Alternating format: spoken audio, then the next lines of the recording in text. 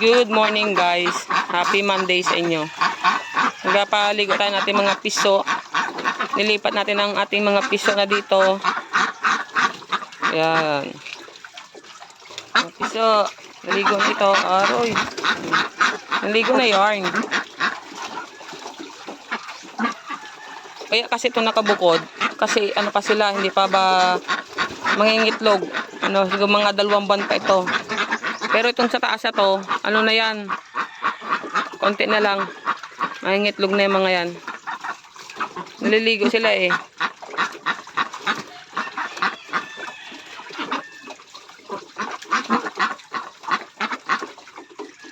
Dito na natin sila nilagay.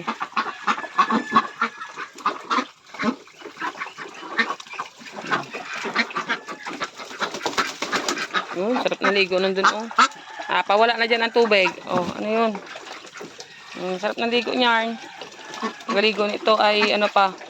Nag-aaral-aral pa tong iba na ito. Paano maglublob doon. Gusto ko sana maglublob sila para malinisan yung katawan nila. Kasi ito, ibang puti, ang gaganda. Malilinis sila. May hose tayo, naka-solar tayo na battery. Rechargeable. Mamaya pag naubos, charge natin para bukas ulit. Nasira nung isang araw, hindi gumana. Hanap-hanap nilang maligo.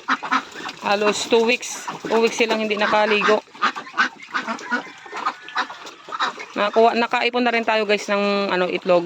May nakalagay tayo sa incubator natin. May nakasalang tayo na mga itlog.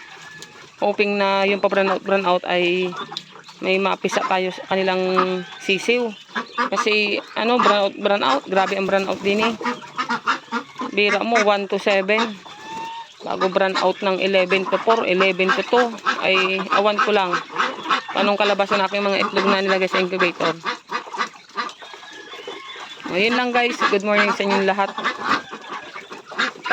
Sarap maligo na.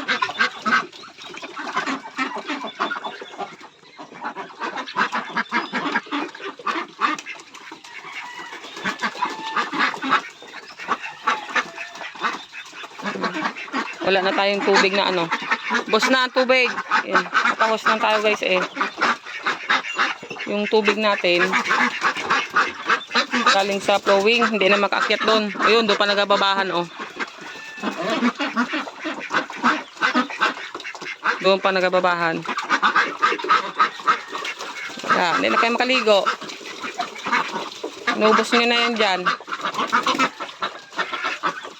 Nilagay na lang natin dito at mahina ang tubig natin.